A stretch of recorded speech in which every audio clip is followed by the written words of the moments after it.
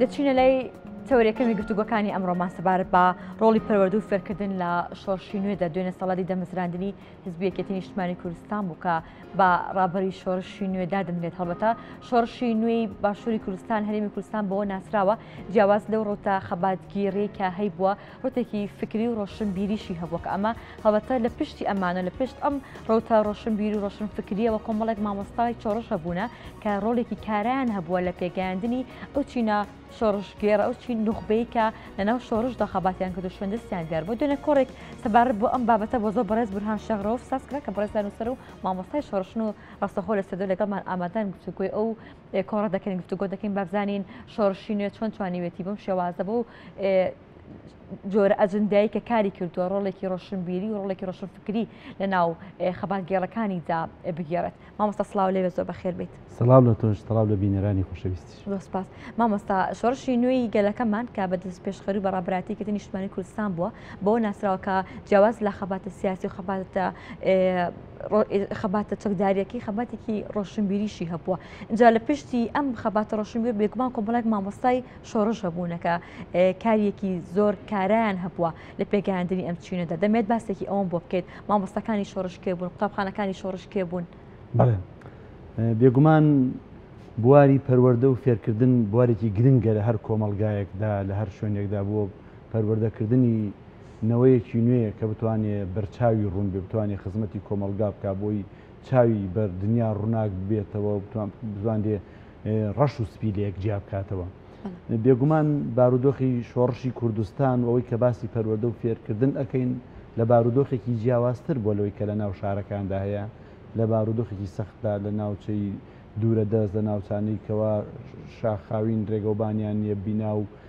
کەرەسەی پێویست لە بەردەستانیە لەوانەیە قورسە لەو شوێناندا پەروەردەوە بە تایبەتی تریش لە شوێنێکدا جەنگ و بەریەکەوتن و ئابڵوقە و تۆباران و ئەوانەی دەسەر بێ ئەمە باسکردنی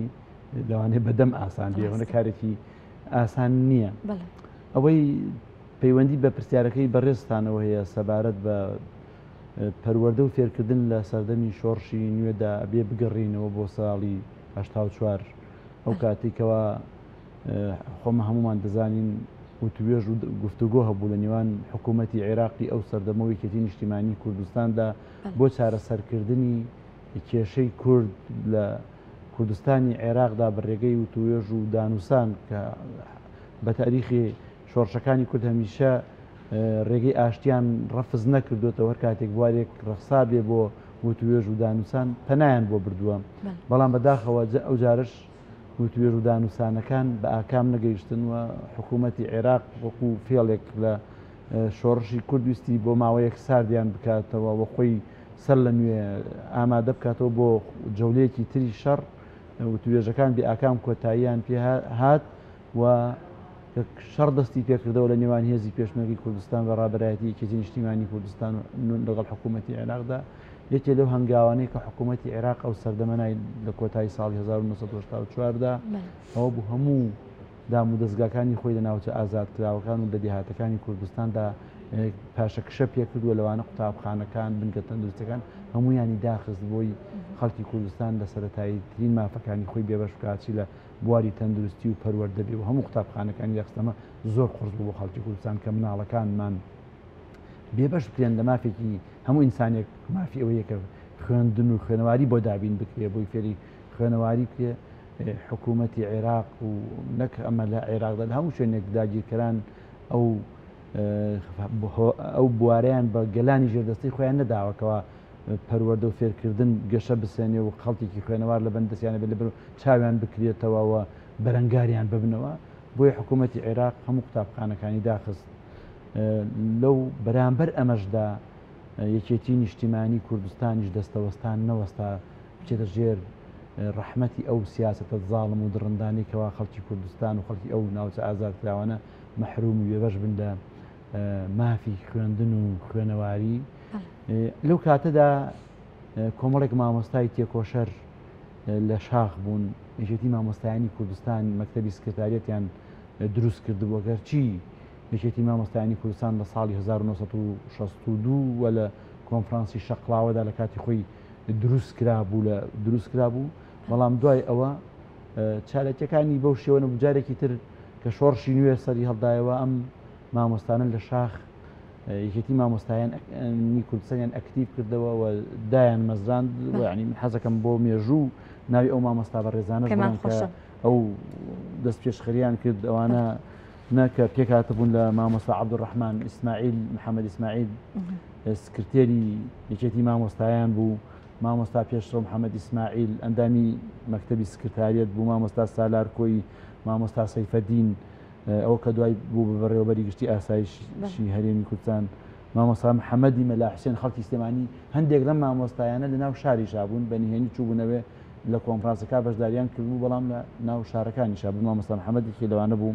مامۆستا خەسرۆ بادینی لە شاخ مامۆستا عەدنان هەولێری مامۆستا عوسمان شەیدا لە هەولێر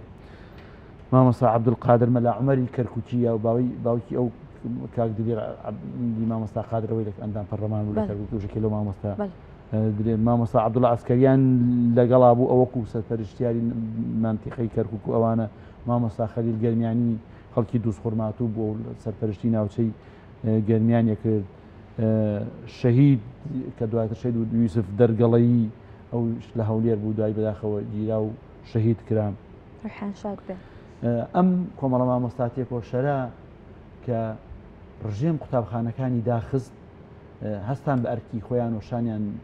دا بەر ئەو ئەرکە قورسە بە پشتیوانی یەکێتی نیشتیمانی کوردستان و ڕێبەر و سومبل و کاریزمای گەورەی نەتەوەیمان جەنابی مام جەلال کە ئەو کات فەرمانی کرد هەموو ئەو پێشمەرگانەی ئەو مامۆستایانی کە پێشمەرگن و لە ناو ڕیزەکانی پێشمەرگەدانە بێت چەکەکانیان دانێن بێن بە قەڵەمەکانیان خەواتکەن و درێژە بە پەروەردە و فێرکردن دەندر ئەو سیاسەتەی بەعس شکست پێبێنن کە دەیەوێ مناڵانی کوردستان بێبەشکەن لە خوێندن و خوێنەواری یەکێتی مامۆستایانی کوردستان مەکتەبی سکرتاریەت لەو کاتەدا سێ لیژنەی پێکێنا بۆ هەموو ناوچەکان کە بتوانێت سەرپەرشتی بکە بزانێت کێشەکانیان چیە نوقسانیەکانیان چێ لەکوێ پێویستە مامۆستایان بۆ دابین کە لیژنەکانێکیان بە ناوی لیژنەی ڕزگاری بوو بۆ سنووری مەڵبەندی یەکی ئەو سەردەمی یەکێتی نیشتیمانی کوردستان لیژنەی خەبات لە سنووری مەڵبەندی دوو لیژنەی ئازادی لە سنووری مەڵبەندی سێ و لیژنەی زانیاری بۆ سنووری ناوچەکانی گەرمیان ئەم لیژنانە پێک هاتن بۆ ئەوەی سەرپەرشتی یعنی جێگەی بەڕێوەبەرایەتی پەروەردە وەزارەتی تربیە بگرنەوە لە ناوچە ئازاد کراوەندا بە ئەرکانی لیژنەکان کێ بوون لەکێ پێکاتبوون مامۆستا ئەوانە هەرێکی کۆمەڵێک مامۆستا و ئەومانەی مەکتەبی سکرتاریەت سەرپەرشتیان دەکرد کادران یەکێتی نیشتیمانی کوردستان بوون بەبێ بێگومان هەمان کادری یەکێتی نیشتیمانی کوردستان لەگەر مامۆستای سەربەخۆشی لێ بەڵام زۆربەی زۆریان کادری یەکێتی نیشتیمانی ڕۆڵی مامۆستان گێڕاوە لە ڕینەکان مامۆستا بوون بە پێشمەرگە و دوای کاری یعنی چۆنی سەر ڕێکخراوە دیموکراتیەکانی ئەوانی ڕێکخراوێکی پیشەیی بوون لە شاخێتی مامۆستایانی کوردستان ئەوەی کە لە کۆندا دروستکرا بوو لە 60ەکاندا ئەمان لە 83 جارێکی تر دروستیان کردەوە نابێت ئەوەشمان لە دووتێ شەهیدی هەرگیز نەمێت مامۆستا جەمال تایر کە ئەندامی سەرکردایەتی یەکێتی نیشتیمانی کوردستان بوو ئەویش ڕۆڵی گەورەی هەبووە لە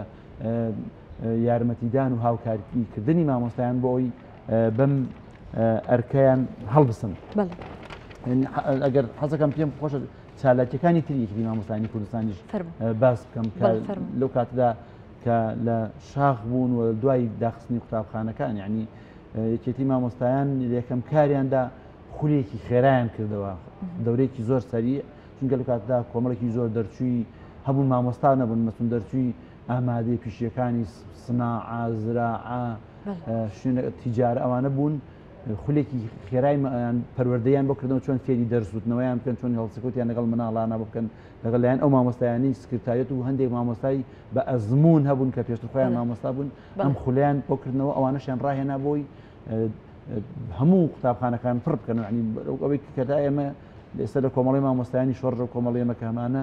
لەگەڵ بە ڕێز مامۆستا کامەران و مامۆستایانی تریشدا 220 قوتابخانە کراوەوە لە ئەوەی کە تۆمارمان کردو شوێنی ترژێ بێگومان لەوانەیە ئێمە زانیاریمان بێ و تۆمار نەکرابێ لا ئێمە یەکێتی مامۆستایانی کوردستان ئەو کاتە لە شاخ جگە لە ئەو خولە سەریعانێک کە بۆ ڕاهێنانی مامۆستا کردیەوە گۆڤارێکیان دەرەکرد گۆڤارێکیان دەرەکرد لە شاخ بە ناوی دەنگی مامۆستا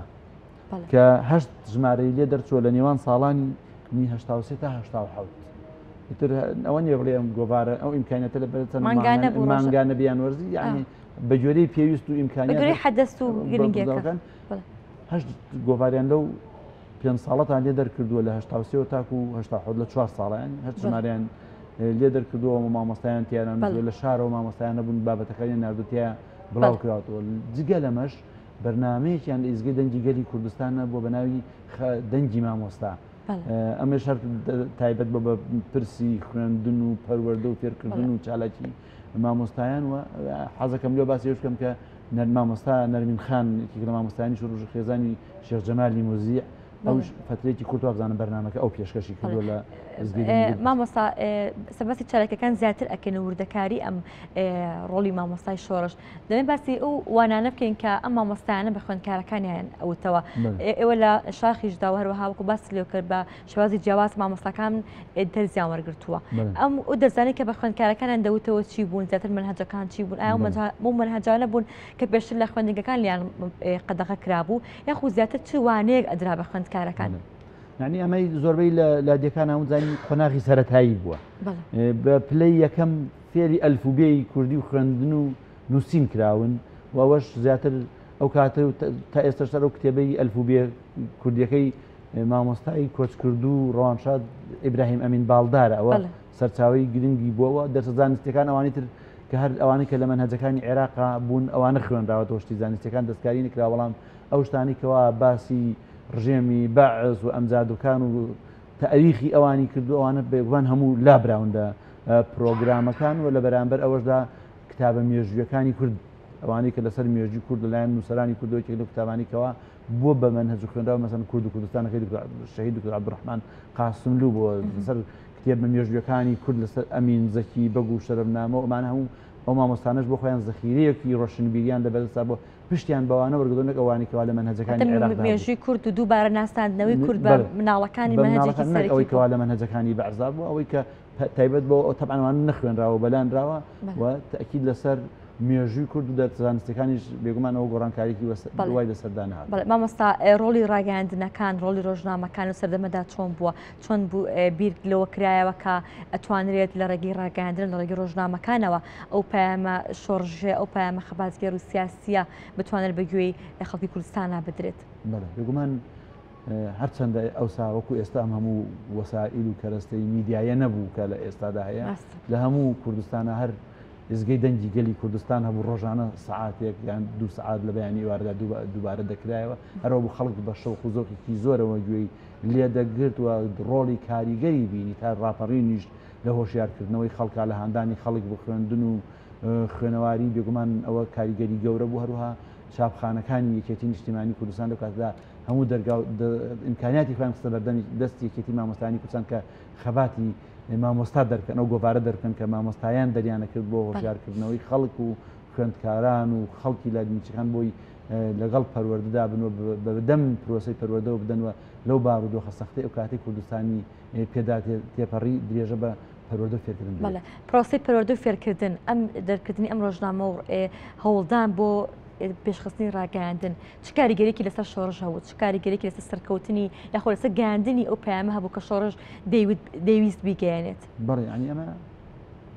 خاڵێکی زۆر مهم و گرنگمان بۆ دەرەخات لەو بارودۆخە سەختەدا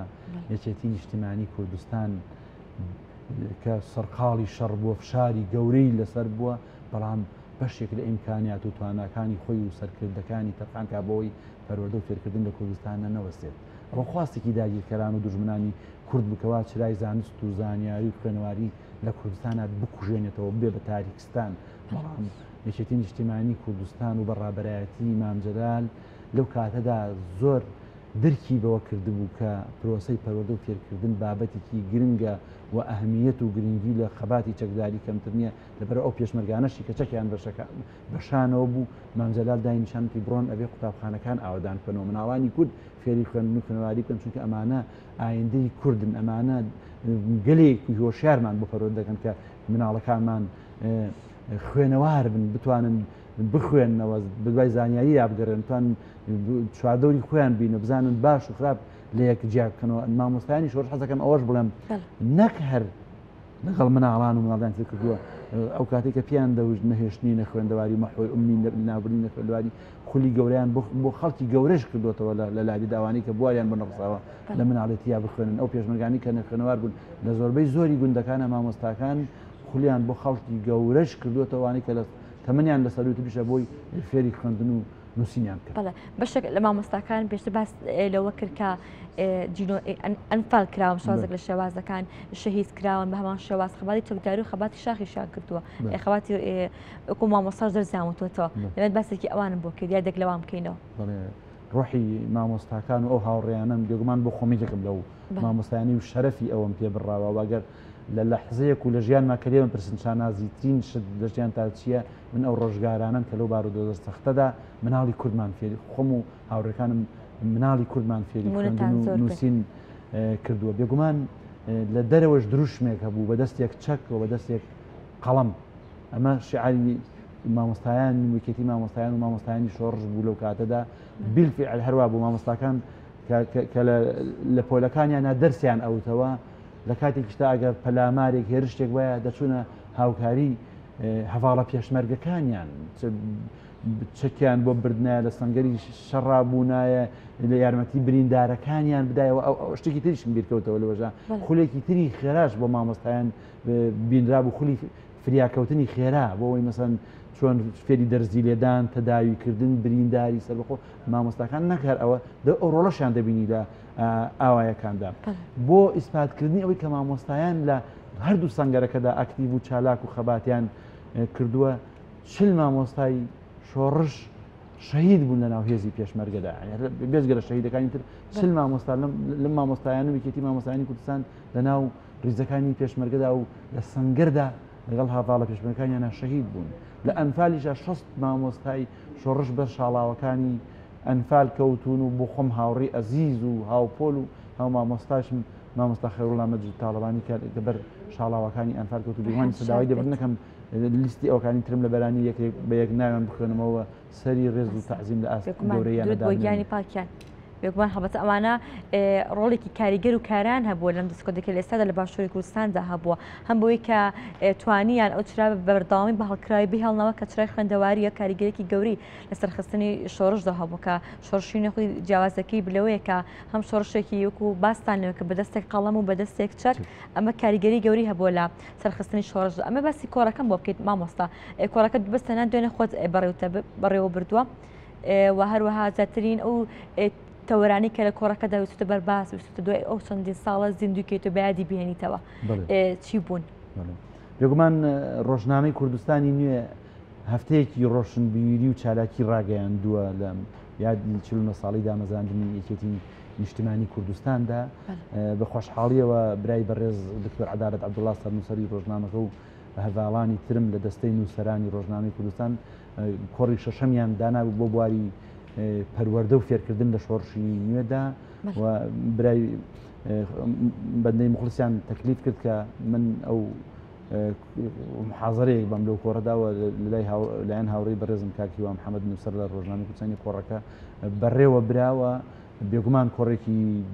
گەرم و گوڕ بوو بەشێکی زۆر لە مامۆستایانی شۆڕش لە هەواڵانمان لە مامۆستایانی شۆڕەوانی کە ئێستا لە ژیان داماون ئامادەی کۆڕەکە بوون بەشێکی تر لە نووسەران و چالاکوانانی شاری سلێمانی لە کۆڕەکەدا ئامادە بوون گفتوگۆ و پرسیار و وەڵامێکی زۆر گەرم و گوڕ لە ناو کۆڕەکەدا هاتە ئاراوە و بە گوێری توانە من وەڵامی زۆربەی زۆری پرسیارەکانی ئامادەبوانمدایەوە و گرنگیکی زۆر و زۆر خۆشحاڵ بوون بەوەی کەوا زۆر بابەتی نەوترا و نەزانرا و زۆر لە لاپەڕەی شارا و نهێنی لە شۆڕشی کوردستانە کە تا ئێستا ئاوڕی لێ نەدراوەتەوە یەکێک لەو بارانەی ڕۆڵی مامۆستایانی شۆڕشە زۆری تر نەک ئێمە هەر مامۆستایانی شۆڕش لە شۆڕشە ئامادەگیمان هەبوو کە فراوانترین چین توێش کە لە شۆڕژدا بەشداری کرد مامۆستایانی شۆڕشە نووسەران نزیکەی 50-60 کەسێک لە یەکێتی نووسەرانی کوردستانە لە دەرەوە بوون پزیشکەکان هەروەها چەند سەد کەسێک لەو دەورەدان هونەرمەندەکان کۆمەڵێکی زۆر کەم یعنی ئەوان ئەو هەموو هەوڵ و تەقەڵیاندا بەڵام مامۆستایانی شۆڕش لە هەموو کوردستان و لە هەموو ناوچەکانە زەڕورەت وای کردبوو کە بڵاو ببنەوە خەباتی خۆیان درێژە پێدەن و ئەو ئەرکە قورسە بەڕێوە بەرن کە درێژەدانە بە پەروەردە و فێرکردن کە حیزبی بەعس و سەدام حوسێن ئامانجیان ئەوە بووکەوە لە کوردستانەوەیەک پێ بێ کە نەخوێنەوار بێ ئاگای لە دنیا نەبێ سیاسەتەکانی خۆیان بەسەردا بسەپێن بەڵام ئەو مامۆستایانی شۆڕش بوون کە وتیان نەخێر ئێمە ئەو سیاسەتی ئێوە شکست پێ دەهێنین لەژێر هەموو بارە سەخت و قورسەکاندا تۆ باران فڕۆکەی جەنگی لەناو مەرجئی تیارە و پسەلادێکیان و کونی تیارە کونیان و لەژێر ئەشکەوتەکانە ئەمە پەروەردەمان درێژە پێدەدا و بە حەدای بەڵێ بەوا تێپەڕیوە خۆشحاڵی نیستە ئێمە لە تەمەنیەکەین مناڵەکان کە ئێمە فێرمان کردو نیستێمە نانەچین پێمان دەڵێن تۆلیوا دەرسی پێمان وتووە ئەوانەی کە ئێمە پەروەردەمان کردنێستا بە دام و دەستگاکانی حکوومەتان لە هێزی پێشمەرگدان لە زۆر شوێنان خۆشحاڵی ئێمە قوتابەکانی خۆمان دەبینین بێکمانەوە جێگەی شانازیە مادوونە بەر مامۆستاکانشتان ساغ بێت هەر نمونەتان زۆر بێت سپاس بۆ تۆ بەڕێز بورهان شەغرەوف نووسەر و مامۆستای شۆڕش سپاس بۆی کە لەبانی ئەمریکا کوردستانی زەگەڵ ئێمامان دەبوویت زۆر بەخێر مامۆستاکان